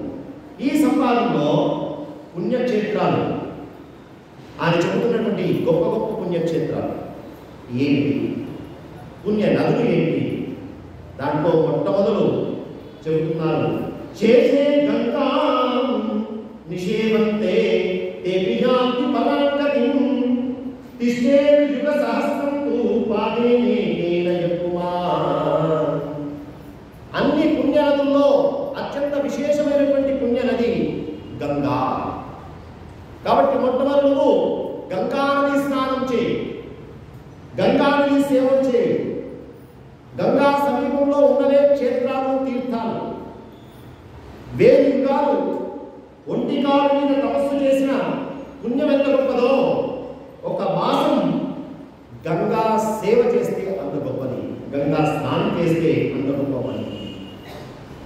అంతేకాదు గంగను నిత్యం సేవించే వాళ్ళు ఇంద్రాది దేవతలతో సమానంగా లోకం లోపల కీర్తింపబడుతూ ఉంటారు. అమ్మా, అత్యంత పరమ పవిత్రమైనటువంటి నది భూలోకంలో గంగా. శుక్ల ప్రతిపదాదేశ్చ దినాని దశ సంఖ్యయా పాతాళే సన్నిధానం కురుతే స్వయమేవ. గంగకు గొప్పతనం ఏంటి అన్నారు? గంగా అన్ని లోకాల్లో ప్రవహించే ఏకైక నది గంగ.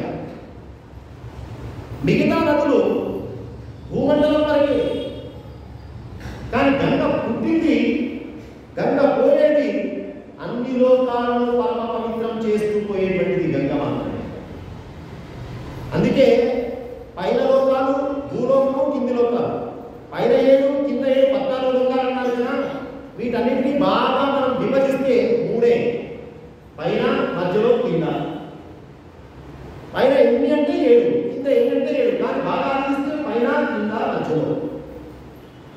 గంగ ఉన్నటువంటి మాస సమయంలో ఎక్కడెక్కడ ఏ సమయంలో ఉంటుందో ఇక్కడ చెప్తున్నారు. శుక్లపక్ష పాఠ్యం నుంచి దశమి వరకు పాతాళలోకంలో, పాతాళలోకం దాకా ఉంది కదా ప్రవాహం, పాతాళలోకంలో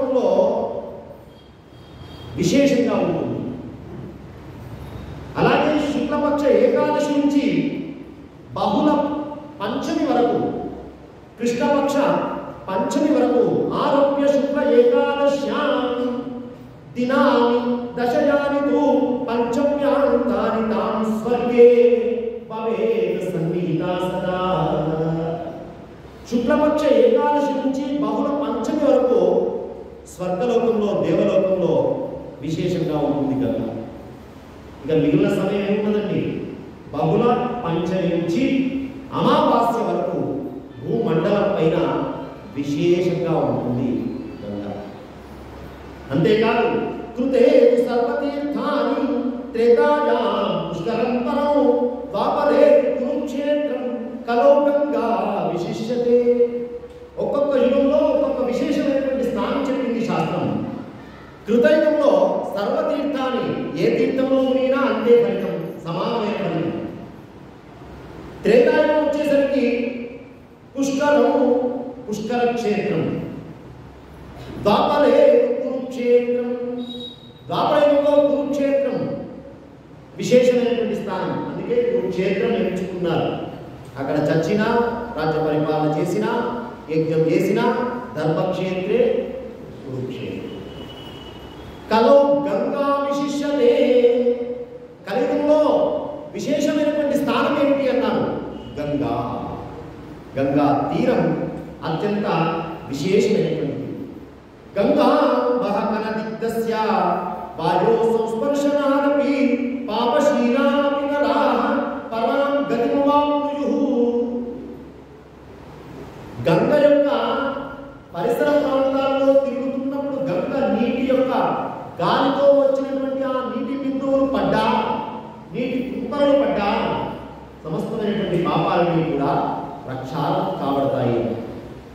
చాలా గ్రామాలను గంగాజలంతో ప్రోక్షించినట్టయితే, అభిషేకించినట్టయితే గొప్పనైనటువంటి విశేషమైనటువంటి జ్ఞానం కలుగుతుంది. అంతేకాదు హిమాలయాల లాంటి, వింధ్య పర్వతాల లాంటి గొప్ప గొప్ప పాపాలు రాశులుగా ఉన్నా ఒక్క గంగా స్నానం ద్వారా సమస్తమైనటువంటి పాపాలన్నీ కూడా ప్రక్షాళన అవుతాయట. అంతేకాదు రాహుగ్రస్త సూర్యగ్రహణ సమయం గంగా తీరే వసేత్యం గంగాతోయం పిబేత్సః యపుమాన్ సముచ్ఛేద పాదకై పూర్వ సంచితై. గంగా స్నానం కానీ, గంగా తోయం, గంగా నీళ్లు త్రాగడం కానీ ఇవన్నీ సమస్తమైనటువంటి పాపాల నుంచి పటాపంచలు చేస్తాయి.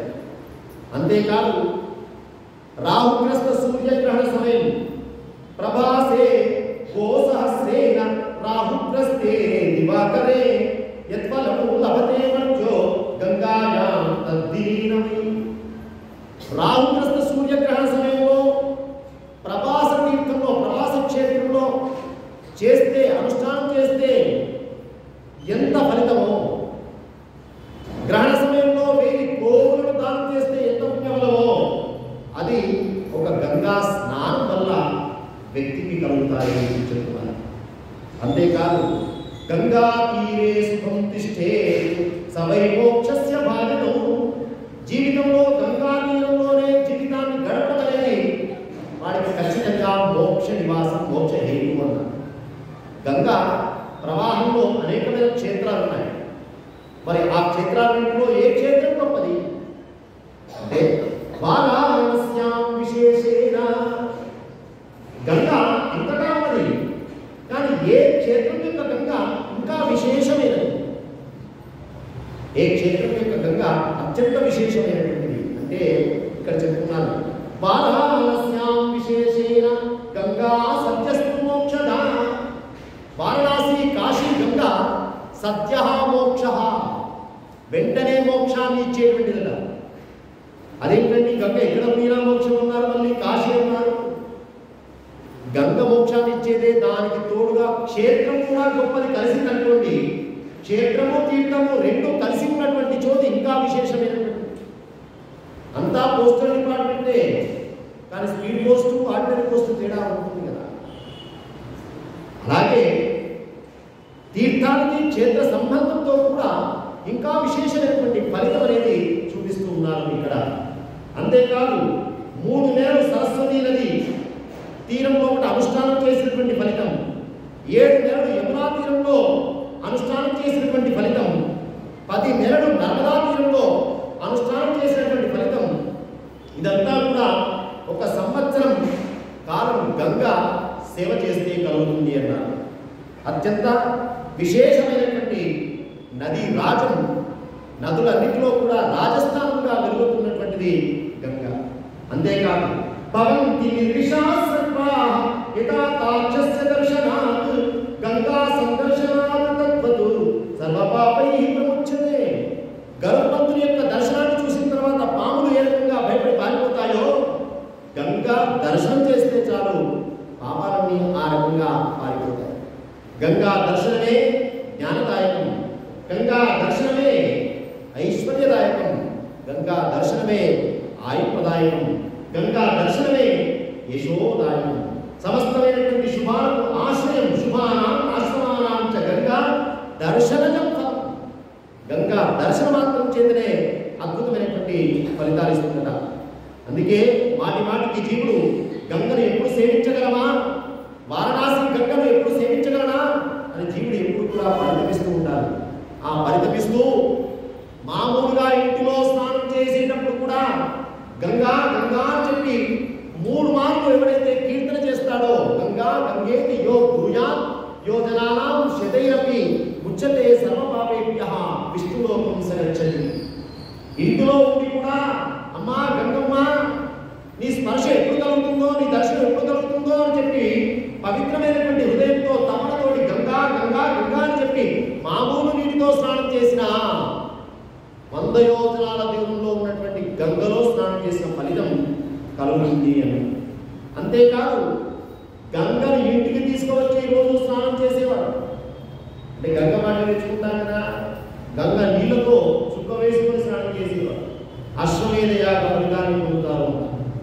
అంతేకాదు గంగా స్నానంలో కూడా ప్రాతకాల స్నానం, ప్రాతకాల స్నానం చేస్తే ఎంత పుణ్యమో దానికంటే మధ్యాహ్న కాలంలో స్నానం చేస్తే 10 రెట్ల పుణ్యమే గంగా స్నానం.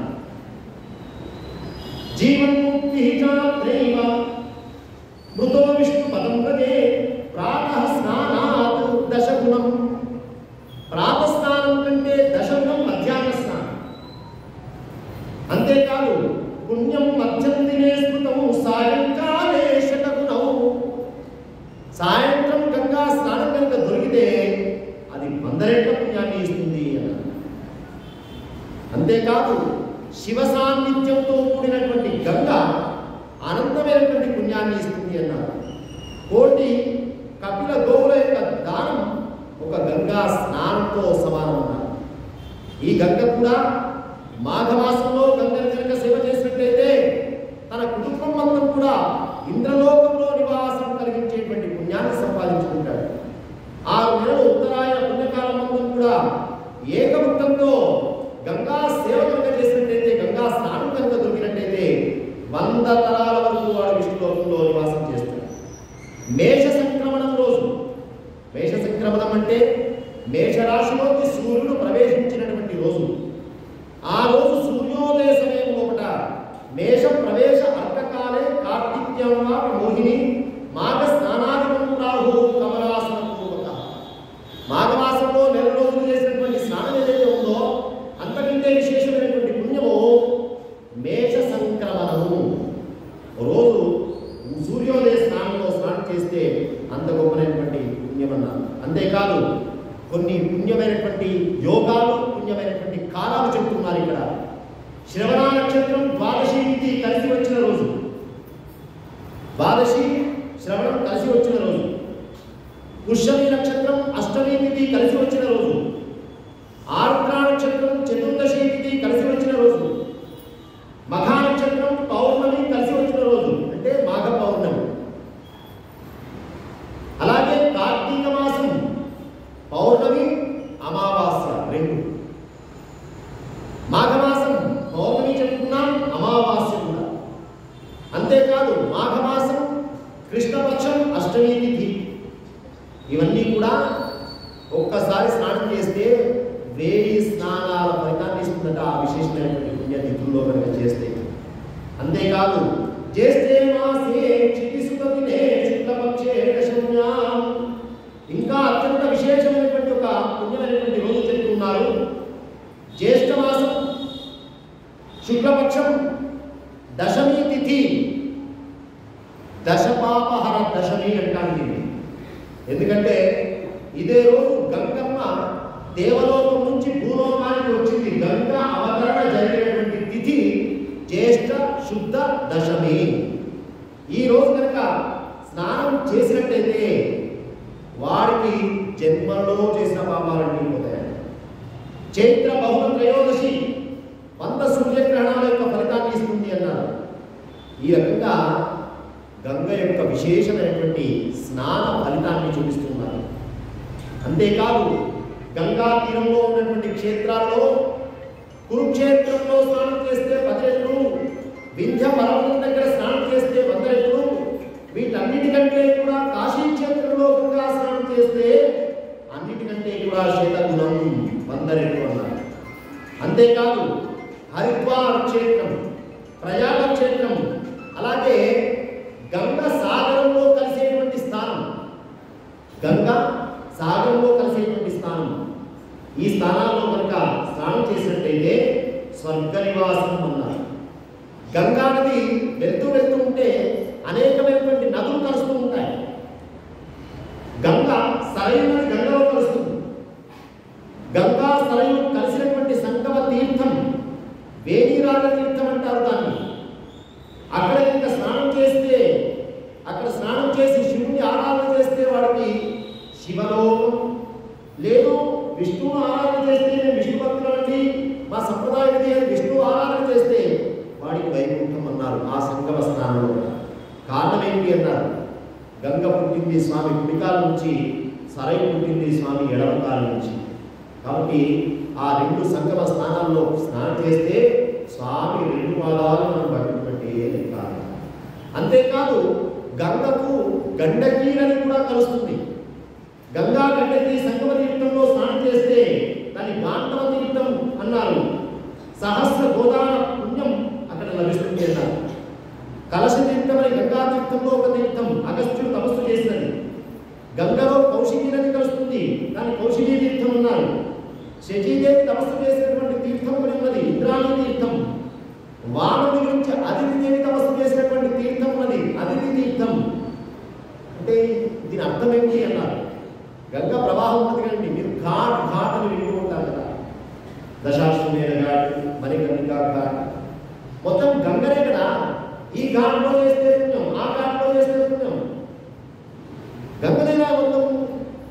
అప్పుడు డౌట్ వస్తుంది కదా, ఏ ఘాట్ అయితే ఏంటి, ఎందుకు ఘాట్? ఘాట్ అంటే స్థలం, ఘట్టము. అక్కడ మొత్తం గంగా తీరంలో ఒక్కొక్కరు ఒక్కొక్క చోట తపస్సు చేస్తున్నారు.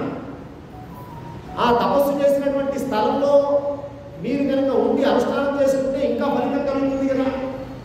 అందుకే ఆ తపస్సు యొక్క స్థానాలే తీర్థాలు. అలాగే విశ్వామిత్రుడు బ్రహ్మర్షి అయిన తర్వాత అనుష్ఠానం చేసినటువంటి తీర్థం అది స్నాతక తీర్థం అని పేరు. అలాగే గంగా సంగమ స్థానం ఉన్నది, అది ఇంకా విశేషమైనది అన్నారు.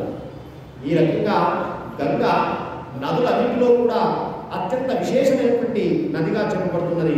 యావంతశ్చ తిలామత్యైః గృహీతా పితృకర్మణి తావత్ వర్ష సహస్రాని పితరః స్వర్గవాసినః. గంగా తీరంలో ఎన్ని నువ్వులతో పితృతర్పణం చేస్తామో, పితృదేవతలు తర్పణ చేస్తారో, ఎన్ని నువ్వులతో తర్పణ చేస్తున్నారో అన్ని వేల సంఖ్యాకాలం పితృదేవతలకి అంత స్వర్గలోకంలో ఉత్తరణ ఉంటుంది. అంతేకాదు గంగా తీరంలో దేవతా ప్రతిష్ట, కొంతమంది శివలింగ ప్రతిష్ట చేస్తూ ఉంటారు. గంగా తీరంలో దేవతా ప్రతిష్ట చేసిన వాడు ఏ దేవతా ప్రతిష్ట చేస్తే ఆ దేవతాలోకంలో స్థిరంగా ఉంటాడు. అంతేకాదు గంగా తీరంలో 6 నెలలు అష్టాక్షరి మంత్రాన్ని జపం చేస్తే సర్వసిద్ధులు కలుగుతాయి అన్నారు. గంగా తీరే ప్రతిష్టాం ఎక్కడో నరోత్తమః. అంతేకాదు గంగా తీరంలో 24 లక్షల పంచాక్షరి జపం ఎవడైతే చేస్తాడో వాడు సాక్షాత్తు శివుడికి ఎన్ని సిద్ధులు ఉన్నాయో వాడికి అన్ని సిద్ధులు కలుగుతాయి అన్నారు. వైశాఖ శుద్ధ సప్తమి గంగా స్నానానికి ఇంకొక విశేషమైన పుణ్యతిథి అన్నారు. కారణం వైశాఖ శుద్ధ సప్తమి నాడు గంగా జన్మ మహర్షి యొక్క ఆశ్రమానికి వెళ్ళింది. జన్మ మహర్షి తన నోటిలోంచి గంగను స్వీకరించి మళ్ళీ వదిలిపెడితే జాహ్నవి అనే పేరు వచ్చింది.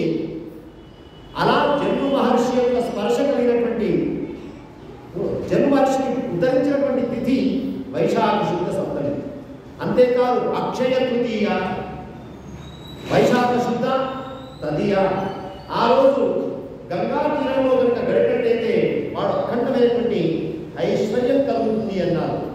ఈ రకంగా గంగా తీరంలో స్నానం, కపిల గోదానం చేస్తే పితృదేవతలకి స్వర్గం, అన్నదానం చేస్తే విష్ణులోకం.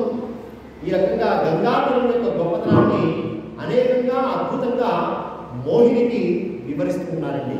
ఇంకా ఉన్నారు గంగా యొక్క గొప్పతనం ఎంత పరమ పవిత్రమైనదో చూడండి. గంగా నది, గంగా వ్రతం అని ఒక వ్రతం ఉన్నదండి. ఎలాగైతే దీక్ష ఉన్నదో దీక్షల్లాగా గంగా దీక్ష, గంగా వ్రతం అని ఉన్నది. గంగా ప్రతిమను ఆరాధిస్తూ ఊరేగించి చివరికి నిమజ్జనం చేసి గంగా మంత్ర ఉపదేశం స్వీకరించి అనుష్ఠానం చేసి ఈ ప్రక్రియ ఒకటి ఉన్నది గంగా వ్రతం అని చెప్పి. ఆ వ్రతం గురించి కూడా ఇక్కడ చెప్తున్నారు. అంతేకాదు గంగా తీరంలో ధన్యాదేవో విముచ్యంతి హృదయస్థే జనార్దనే ఏ ముచ్చంతి నరాప్రాణ గంగాయాం విధినందిని. ఆకలి తప్పికలతో గంగా తీరంలో మరణించినా, తెలిసి తెలియక ఏ కోరికలతో లేదా కోరిక లేకుండా మరణించినా ఖచ్చితంగా ఆ గంగా తీర వాసి మోక్షాన్ని పొందుతారు. ప్రాణ ప్రయాణ సమయంలో గంగాని నామం చెప్పినా వాడికి మోక్షమే అని చెప్తున్నారు. అంతేకాదు గంగ గొప్పతనం చూడండి.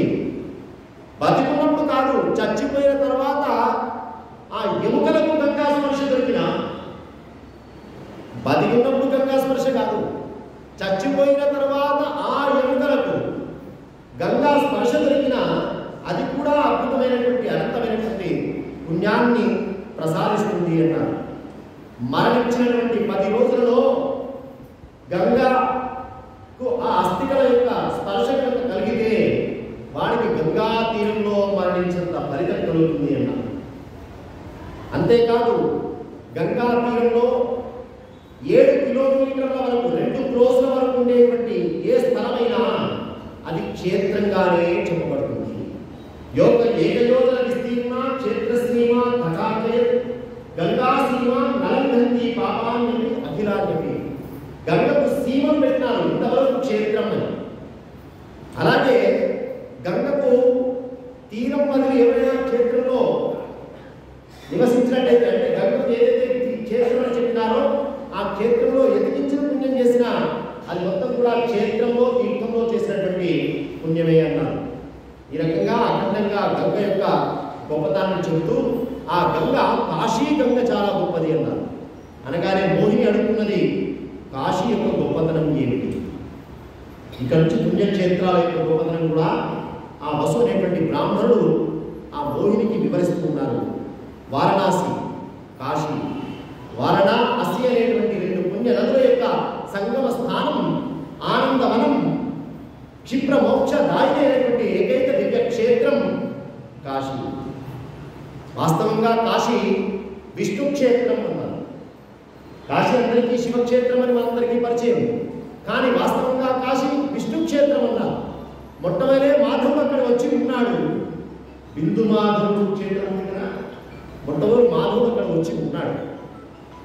బ్రహ్మగారి యొక్క 5వ తల శంకరుడు కత్తిరిస్తే ఆయన బ్రహ్మ హత్య మహాపాపం ఆయన వెంటాడుతూ ఉంటే ఆ కపాలం ఆయన చేతి పట్టుకున్నటువంటి కపాలము విడిపోకుండా ఉంటే అన్ని తీర్థాలు అన్ని క్షేత్రాలు తిరుగుతూ ఉంటే ఈ క్షేత్రం దాకా అడుగు పెట్టినాడో లేదో బ్రహ్మహత్య అక్కడే ఆగిపోయింది. అడుగు పెట్టినాడో లేదో కపాలం మోక్షమైపోయింది, కపాలం కింద పడ్డది.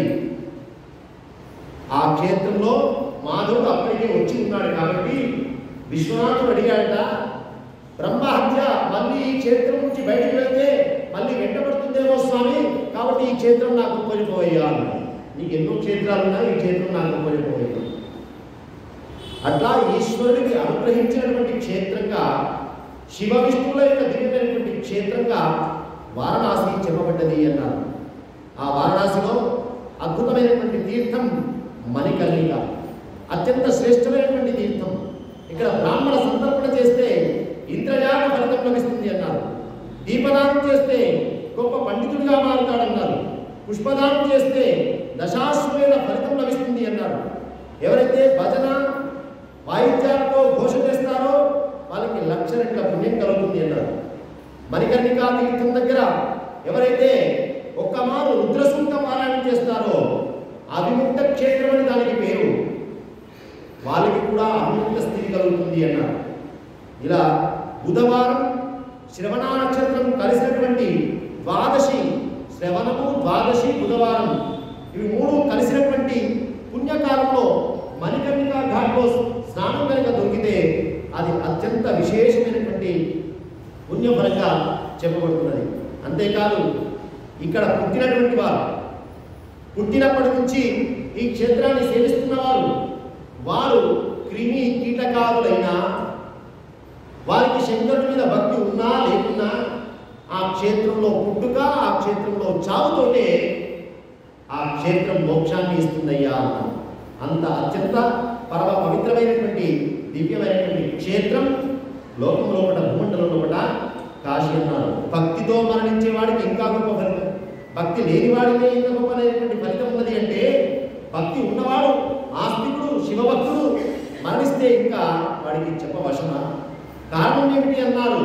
ఎవడు మరణించినా, పశుపక్షాలు మరణించినా, క్రిమి కీటకాలు మరణించినా సాక్షాత్తు శంకరుడు కుడి చెవిలో వచ్చి రామతారక మంత్రాన్ని ఉపదేశం చేస్తున్నది ఎవరు? సాక్షాత్తు శివుడు వచ్చి ఉపదేశం చేస్తున్నారు. అలాంటి శివ మంత్రముతో వాడికి ఉద్ధరణ జరుగుతుంది అన్నారు. అలాంటి దివ్యమైనటువంటి క్షేత్రం లోకంలో ఒకట గంగా తీరం కాశీ అన్నారు. ఆ క్షేత్రంలో వ్యాసుల వారు అఖండమైనటువంటి తపస్సు చేసినారు. వ్యాసుల వారు ప్రతిష్ఠించినటువంటి ఒక లింగం ఉన్నది, వ్యాసేశ లింగం అని పేరు. కాశీ మొత్తం కూడా లింగాలే, ఒక్కొక్క లింగానికి ఒక్కొక్క చరిత్ర ఉన్నది. మనకు తెలియకపోవచ్చు ఆ చరిత్ర, కానీ ప్రతి లింగం ఒక అద్భుతమైన మహామహిమాన్వితమైనటువంటి లింగమే, అత్యంత చరిత్ర కలిగినటువంటి లింగమే. వ్యాసేశుడి యొక్క లింగం ఉన్నది, వ్యాసేశ లింగం అని. అక్కడే ఒక మడుగు ఉన్నది, ఘంటాకర్ణుడి యొక్క హ్రదం, ఘంటాకర్ణుడు అనే భక్తుడి యొక్క మడుగు.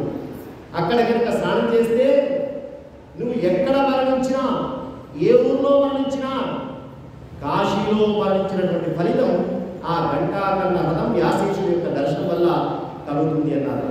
కాశీ క్షేత్రంలో ఉన్నటువంటి లలితామాత యొక్క దర్శనం చేస్తే వాడికి భూమి ప్రదక్షిణం చేసినటువంటి పుణ్యమైనటువంటి ఫలితం కలుగుతుంది అన్నారు.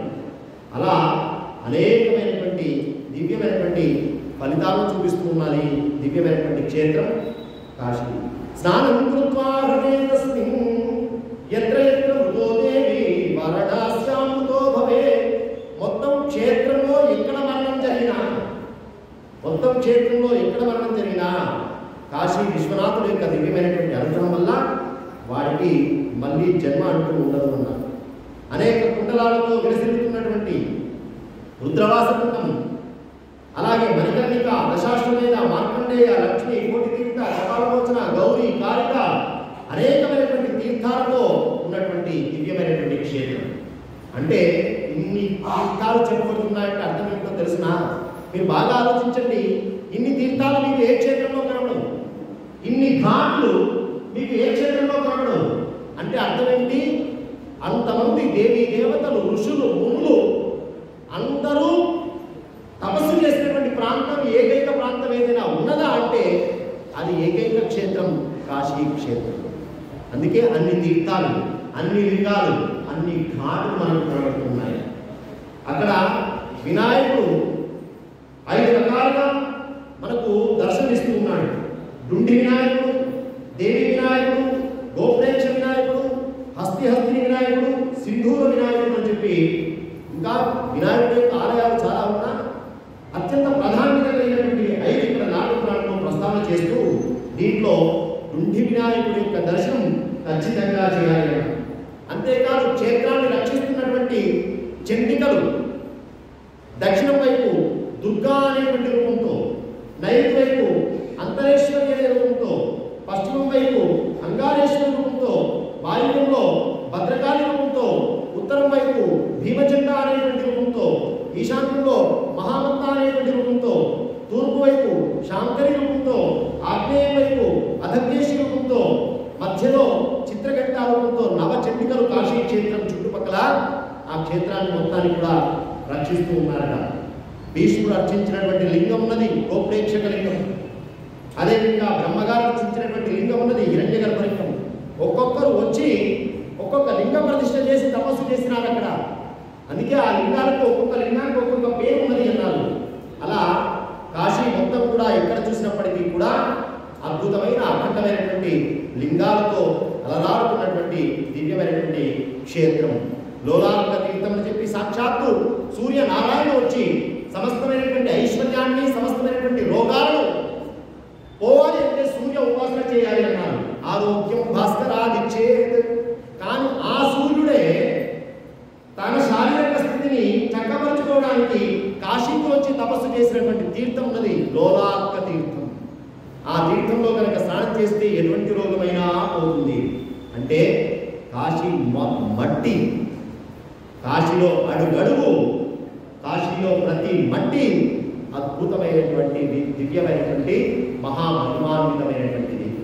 అందుకే కాశ్యాంత్ మరణాంతి జీవితంలో దర్శించాల్సినటువంటి సేవించాల్సినటువంటి క్షేత్రాన్నిటిలో ప్రథమ క్షేత్రంగా విరాజిల్లుతున్నటువంటి క్షేత్రం కాశీ. పాలిందు కదలంగ పసుపు పైయద బీచు అచనాధిపతి కూర్మి ఆడబిడ్డ ధిక్కారమునరించు తొండంబు మక్కున శిఖరాకారము చిలకటుంటి ప్రత్యక్షమై వచ్చి భాగీరథి గంగ మృదుల హస్తము సాచి వేణునిమురా ప్రమదోత్తముండు భృంగి భయరక్షణార్థంబు పాలాగ్రమున తీర్చు బసిత రేఖ దక్షిణ శృతి మీదుగా దాత్రికెళ్ళి పెద్ద నిద్రకుమాగను మెట్టువేళ పంచజనులకు తారక బ్రహ్మ విద్య ఆ భవుడు ఉపదేశమునరించు ఎప్పుడు కాశీ సానందమానంద వనే వసంతము ఆనందకరము హతపాపకుందము వారాణసీనాథనాథనాథం శ్రీ విశ్వనాథము శరణము ప్రపద్యే. ఎవరైతే ఈ కాశీ క్షేత్ర మహాత్మ్యాన్ని భక్తి శ్రద్ధలతో ఇంతవరకు విన్నారో వారికి ఫలితాన్ని కూడా చూపిస్తున్నారు.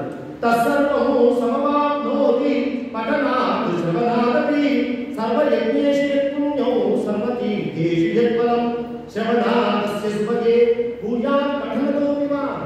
ఎవరైతే చక్కగా భక్తి శ్రద్ధలతో శ్రవణం చేస్తున్నారో, భక్తిగా ఎవరైతే చెప్తున్నారో వారికి యజ్ఞయాగాలు చేసినటువంటి గంగా తీరంలో యజ్ఞయాగాలు చేస్తే ఎంత గొప్పనైనటువంటి పుణ్య ఫలితం ఉన్నదో అంత గొప్ప పుణ్య ఫలితం కాశీ క్షేత్రం యొక్క మహాత్మ్యాన్ని విన్నటువంటి వాళ్ళకి వినినంత మాత్రాన్ని కలుగుతుంది. మోహిని ఇక ఆ కాశీ ఆ గంగ సేవ చేస్తే ఎంత గొప్ప పుణ్యమో కదా అనగానే మోహిని కనిపించింది.